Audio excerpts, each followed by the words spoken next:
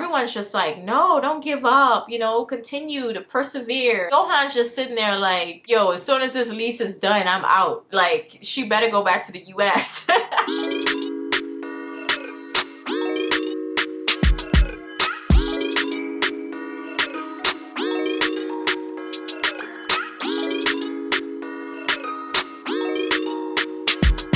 What is up, you guys? Welcome back to the channel. It's your girl Jada here, back with another video, and today we are going to be diving into the 90 Day Fiance The Other Way Season 4 Tell-All. There were 3 parts, I believe, to the tell-all overall, and I really wanted to film this before I forgot everything, okay? So I just finished watching the 3rd and last installment of the tell-all from this particular season a couple days ago, so I now feel the need to, of course, do a recap of everything that they specifically talked about in the tell-all, because I'm not going to be diving into everything from this whole entire season because that would be nuts. There were a few things here and there, a few highlights that they talked about from the show in tell-all, so we're going to be discussing, of course, their reactions, the couple's reactions to each other's highlights from the season and whatnot. To make this a little bit more organized and not all over the place like the tell-all actually was, because they do kind of go from couple to couple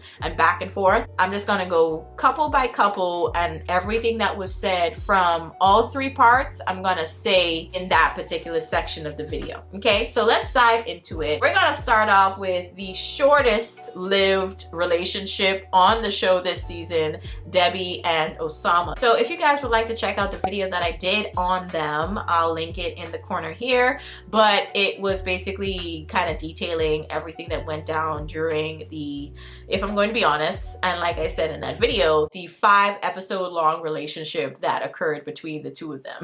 Obviously, the relationship went over the period of probably a couple of weeks or months based on the filming schedule, but you know, based on what we see, it's only 5 episodes, you know, so yeah. But it was really short-lived, if I'm going to be honest. Obviously, the age gap definitely played a huge role, I feel, in why their relationship kind of spiraled and just eventually disintegrated. But when we get to the tell-all, it's very interesting. Obviously, Debbie shows up in like this feathered, like bright pink ensemble with some bright green boots, and it was just kind of like, okay, this is really out there. However, I appreciate Debbie for constantly being her, you know what I mean? It's like unapologetically herself. With Debbie though, all the individuals from the other couples, they for the most part kind of had a going consensus of not really having Osama's back, and they really felt like he kind of played Debbie. And to be honest, I don't really feel like he necessarily played her. I think it's just a matter of their relationship not really being built on a strong foundation. Because this was, again, the first time that Debbie and Osama had even seen each other in person.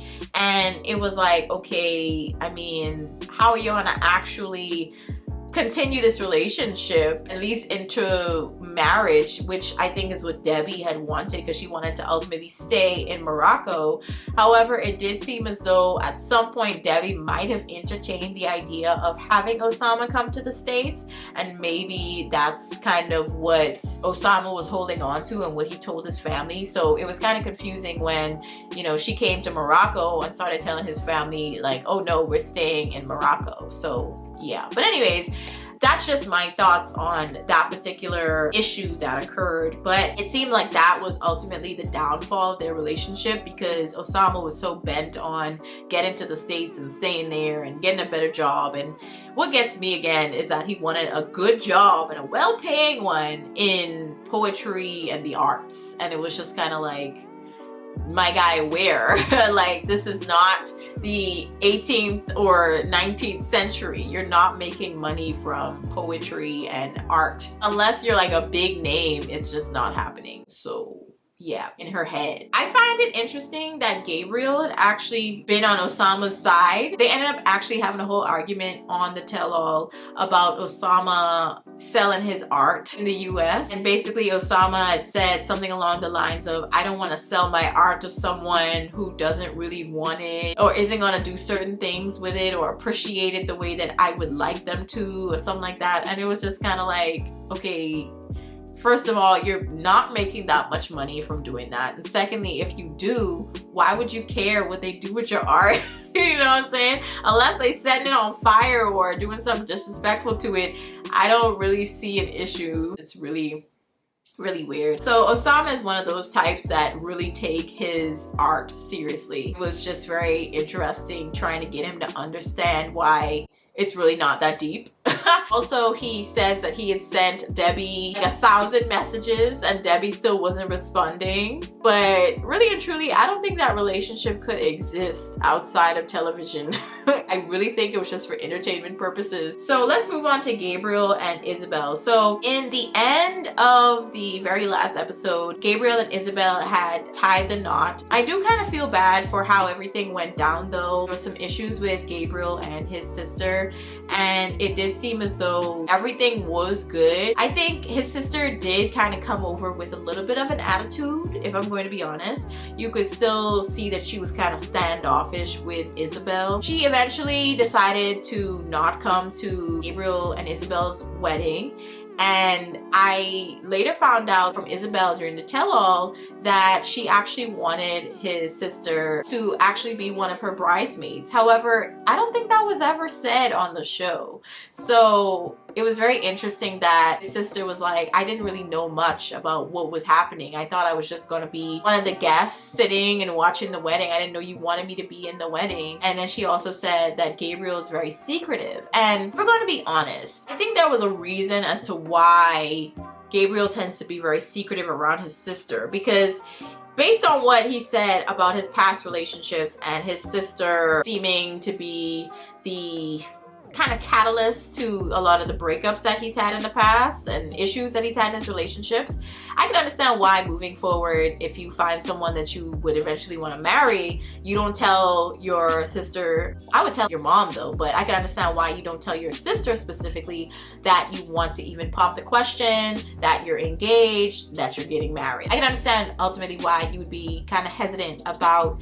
telling her that, about sharing that information with her. I think that when they invited his sister on to the show and she started crying again, it was just kind of like, is this a manipulative thing? Like, it was just kind of weird to me. I think that overall, they have a very close relationship. It's a very complicated relationship as well that Gabriel has with his sister. I think that they definitely care about each other and love each other, but I think that on his sister's end, she could be very toxic with it. I think, yes, you could be protective. However, if you're also being protective to the point where you're sabotaging your siblings' relationship, then it becomes toxic. Let them figure out what they want and what they don't want on their own. If they get hurt in the process, that's a learning curve for them. Okay, so let it happen. It was just kind of irritating that she wasn't really understanding that. However, with regards to her relationship with Isabel, I'm not entirely sure how that's gonna play out. It sounded like Isabel had gotten a visa to come over to the States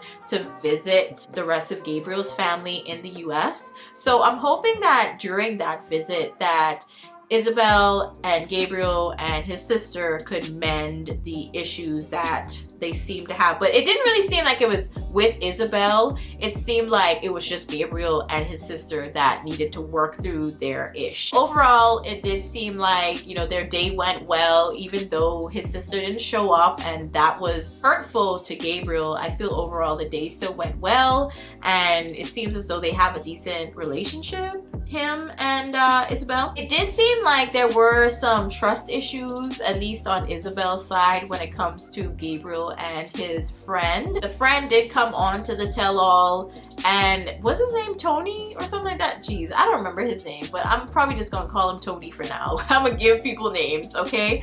But Tony comes onto the show and he's just like, oh, Gabriel has no problems pulling women, but he never actually said that, you know, Gabriel doesn't talk to these women. He just left it there. It's just like, okay, you gotta say all of it though. You know, it's just like, you can't really just leave that there because that sounds questionable. It's just that Isabel doesn't really care for Tony because I don't know his name. It seems like she doesn't really care for Tony like that, you know? It just seems like she is not really feeling his vibes, that he is gonna lead Gabriel astray. However, it does seem as though with Gabriel that he really has no problems pulling the women.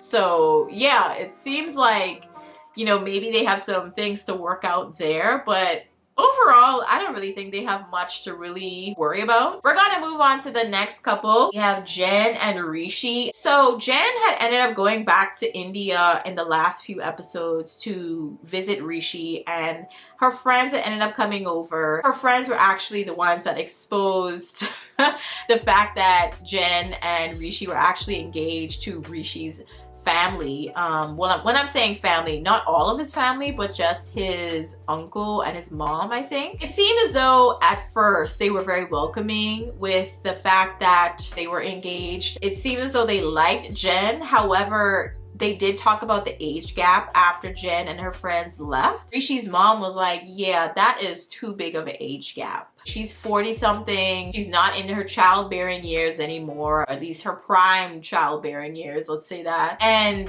with Rishi being from India, there's certain traditions. Obviously, they would have hoped to have picked his bride, but I think ultimately they were going to be accepting of Jen being not Indian, also not being brought up in the Indian tradition, because you could always learn, you know. However, it was the age gap. It was the age gap that was the biggest issue. And eventually she does have to break the news to Jen that they're probably never going to accept this relationship. They're probably never going to accept us if we actually move ahead with getting married. So Jen's just like, you know what? Stop wasting my time. Like, I'm done with this, because Rishi was still trying to hold on to the relationship. He was still trying to hold on, still trying to give her hope that he's going to be able to talk through things with his mom and uncle, and they're just going to eventually accept Jen. And it's just like, no, Rishi, be realistic with yourself. So thankfully, Jen was the person that was like, listen, I'm gonna need you to just take this ring. Let's just end this relationship, because it's not gonna go anywhere. Because you know good and well your family is never going to accept me, okay? So Rishi leaves and eventually have their official goodbyes a few days later, or a day later, I don't know. But Jen left, I think, to go back to the US, because why else would she stay in India? During the tell-all, we find out some interesting news about them possibly still being in a relationship and possibly still being engaged. It was really weird. I was like, I thought y'all ended this, because y'all know good and well Rishi's peoples are not going to be accepting of y'all getting married, because you can't have kids. I mean, y'all could probably have kids, but you probably have to adopt. One other thing that was going to be an issue was the fact that Rishi was going to be living with his family in one house. It was kind of like a, not communal living situation, but just a family living situation. So the extended family, I think, all live in the one house. And Jen was like, yeah, no. I think the fact that Rishi was technically the head of household, he was kind of the one that had to oversee everything with regards to the house and the bills and all that stuff. So, you know, they wanted him to be in the house ultimately. So Jen had a problem with that as well. But I think overall, it just, I don't really see this relationship going anywhere. Again, Jen was the one to say it, like, stop wasting my time, because that's what he was doing, wasting time. He was trying to basically drag Jen along by saying to Jen, let's wait until this time or this time. The astrologer basically said to him, you gotta wait until this time or this date specifically to go tell your parents or family about this engagement. But thankfully before then, Jen's friends had came into India and just decided to blurt out the secret with a translator. I mean, honestly, I'm just happy that it came out, because I feel like if Jen had just continued to wait for Rishi, it was never going to happen, and she was never going to get the closure, I feel, of knowing that it's really just her age.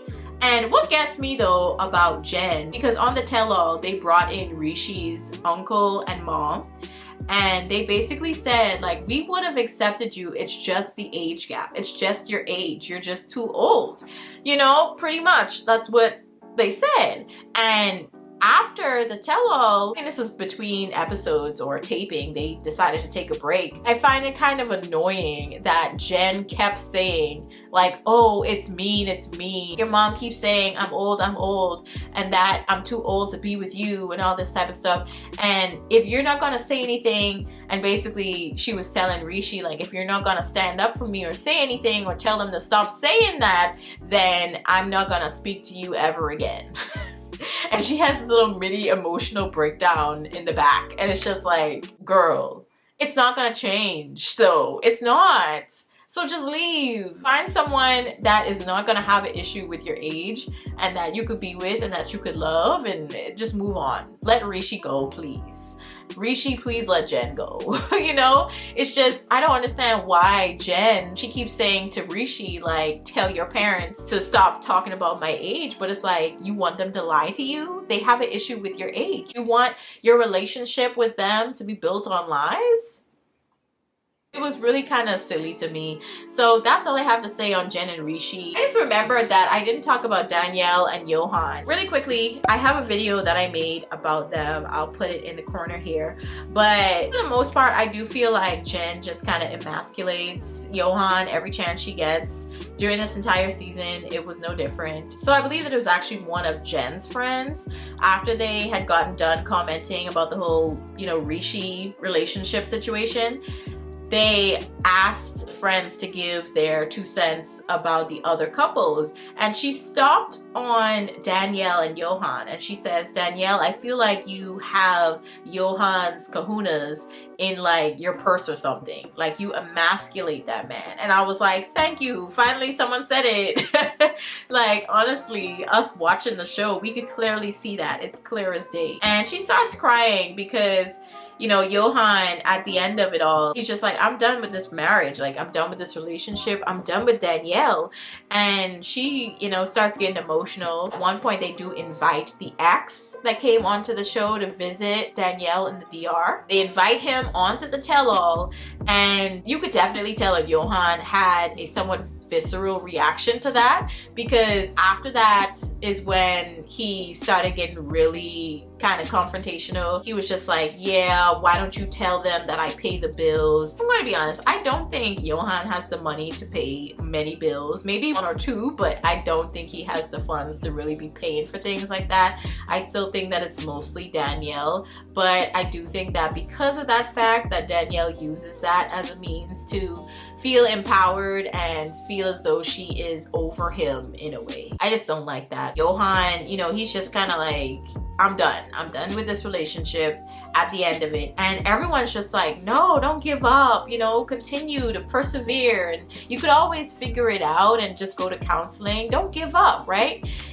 And Johan's just sitting there like, yo, as soon as this lease is done, I'm out. Like, she better go back to the US. I really feel bad for Danielle. I feel like this relationship again was doomed from the start. So honestly, I do feel like they should just end this relationship while they are still somewhat young and just move on with somebody else, or just be by yourself for a little while. With the marriage, they definitely rushed into things. They should have waited. But the other couple that I'm going to discuss, which is Mahmoud and Nicole, they definitely gave Johan and Danielle a run for their money, considering how quickly they got married. It is actually insane. Nicole went over to Egypt for a vacation, stayed there for maybe 1 or 2 weeks, and after that, they got engaged. And I think it was maybe within a month of knowing each other, they got married. And I'm just like, What? And then right after that, she decided to convert to Islam. And I'm just like, Nicole, you really gotta slow down. What I find interesting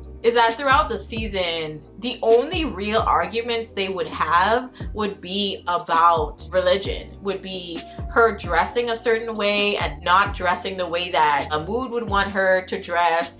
Literally the entire time. That was the only argument they really had. Up until the end, okay? Up until the end, because we actually find out that Mahmoud is actually having conversations with other women. In particular, a girl from China talking about, you know, how old are you? Where are you from? It was very, very questionable. And of course, Mahmoud, instead of just apologizing, he says, why are you looking through my phone? You shouldn't be looking through my phone. You should trust me. I don't look through your phone, basically. And it's just kind of like, Mahmoud, you were caught in a very questionable position. I'm gonna need you to figure your ish out. Don't just be like, oh, why are you looking through my phone? That makes you look extra guilty. So that comes up during the tell-all. His brother was actually sitting there at one point, and they brought that up, and both of them started laughing about it. And I was like, why is this funny? Like, why is this funny to you? I don't understand. It was really kind of bizarre. You just got caught possibly cheating on your wife and you laugh along with your brother. I'm trying to figure out why both of them are laughing. I don't find that funny. However, Debbie comes to their rescue and she's just like, I don't think they're actually laughing at you. I think it's just a nervous laughter. And it's just like, Debbie, your takes on all of these couples on this show is hilarious to me. Her take on the very last couple that I'm going to mention or talk about in this video is wild. It's really wild because it's just kind of like, did you watch the entire season? Like, really? Nicole shows up in this dress that basically shows off her arm. It's pretty much floor length, so it covers up her legs, but obviously you can see that it shows her arm and also her neck. So the host did bring up the fact that, you know, she's not really dressing in the way that Mahmoud would approve of, but I find it so funny that Nicole, she's just repeatedly saying that there's more than one way to be something, but she's talking about it in connection to and being a practicing Muslim.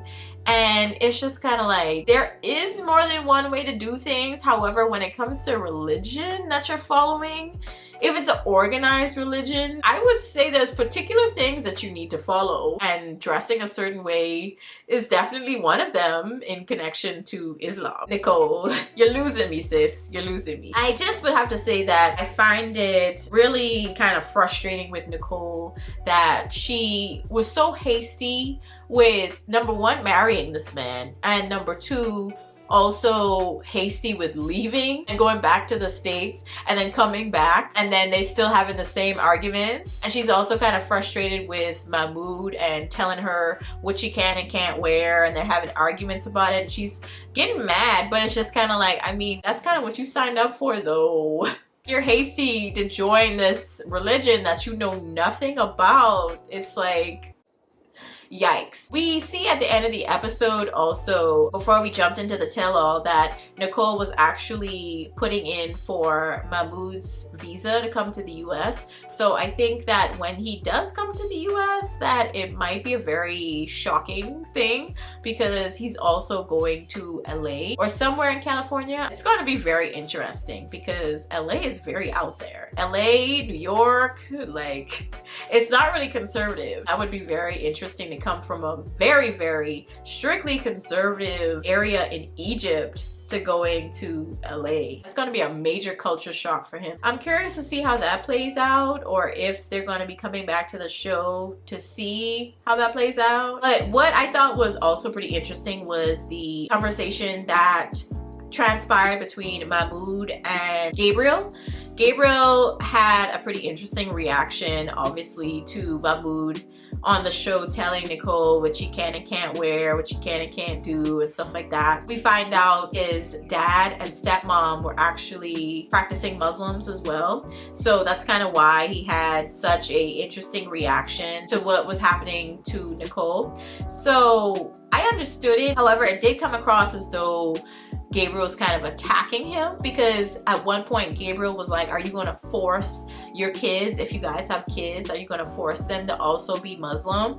And it was like, it's not a matter of forcing. You're supposed to raise your kids the way you see fit, as long as you're not hurting them. You're giving them your morals and understandings of the world. You're teaching them based on what you know. So that's obviously how they're going to be raised, because they're your kids, you're the parents, you know what I mean? So I did understand, obviously, with Gabriel, it did have a very emotional connection to him, because obviously, like I said, his dad and stepmom, they're in the religion as well. So I understood the connection. However, it was just kind of like, would you ask someone else of another religion that question? I don't know. Maybe he would, but it just seemed very odd to me. It was like, I mean, it's not a matter of forcing. It's just, you know, obviously at the end of the day, they're going to choose if they want to continue in the religion. But yeah, I'm gonna teach them what I know. But moving forward, let's talk about the last couple.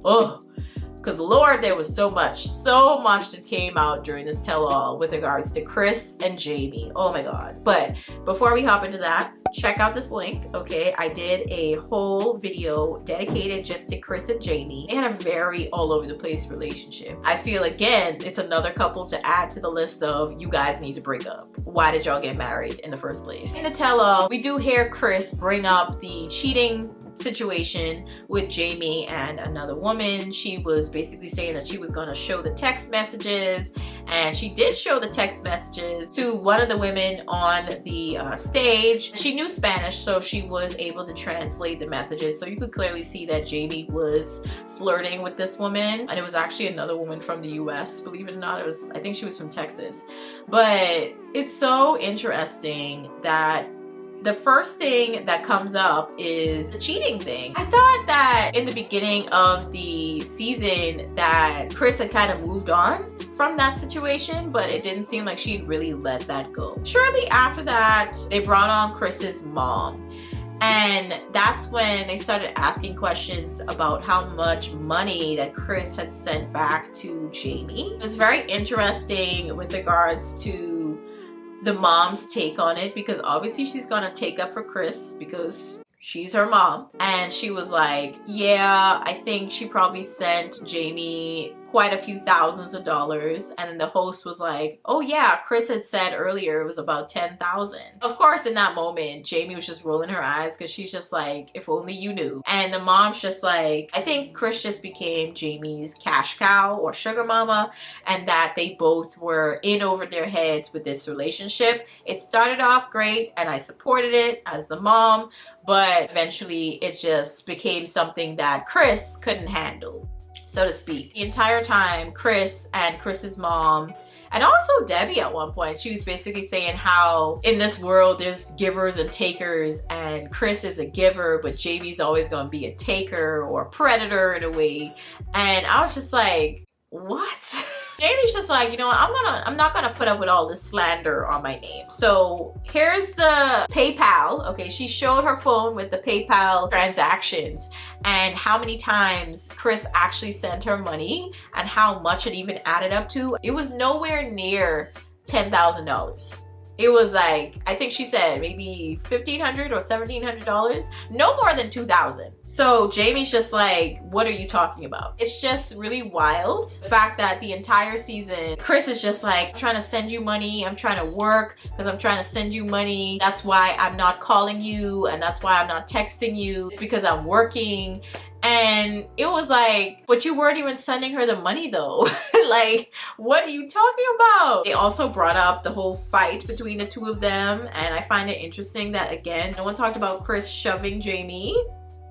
It was just kind of like, oh, okay. We just put it in there. It was really bizarre. And also, what the heck was Chris wearing? Like, what was that outfit? Her and also Debbie, but I feel like with Debbie, she's more of like a creative, and you know, I get it, but with Chris, it was like you really need some fashion help. I don't know what this is. So yeah, but overall, I think with all the couples, the only couples that I see really making it anywhere is Gabriel and Isabel, and I think that's about it. if I'm going to be honest. Because I mean, Debbie and Osama, they broke up, like I said, within like 5 episodes. And then the other couples, they just have so much of a shaky foundation. I just don't see it working. Danielle and Johan, definitely probably not going to be working out that marriage. I don't really see the point in fighting for it. If you have someone that just said on national television like they're done with you, they're probably done with you. Just saying. Chris and Jamie, they seem as though they haven't even spoken to each other. Oh, Jamie also said that she'd gotten some pictures from Chris's ex-boyfriend or ex-husband, I don't know, but an ex of hers had sent Jamie some pictures of her having sex with him or just having sex with somebody else. I don't know. It was supposedly during her and Jamie's relationship, so she was also cheating. I don't know. There was a lot.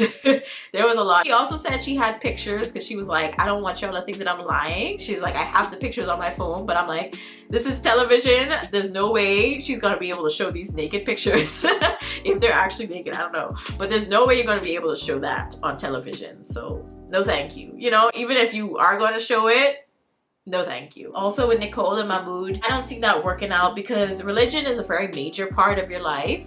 If you grew up with it, it never really goes anywhere for the most part. So if you guys are having clashes on that level for something so major, it's just like, yeah, I don't think fundamentally speaking, you're going to be able to get past that roadblock. Just going to be honest. I think that was pretty much it, right? Oh, Jen and Rishi. Yeah, I think they're going to continue to be off and on for like the next 5 to 10 years, if I'm going to be real. I just don't see them stopping right now or anytime soon. I think for the next couple of years, they're probably going to entertain each other. And then one of them is probably gonna maybe find someone else, hopefully.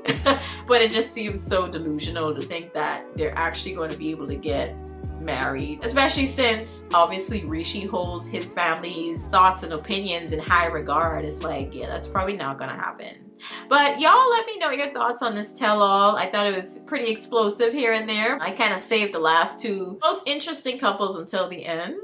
But let me know your thoughts on this tell-all down below. I'll catch you guys in the next one. Peace.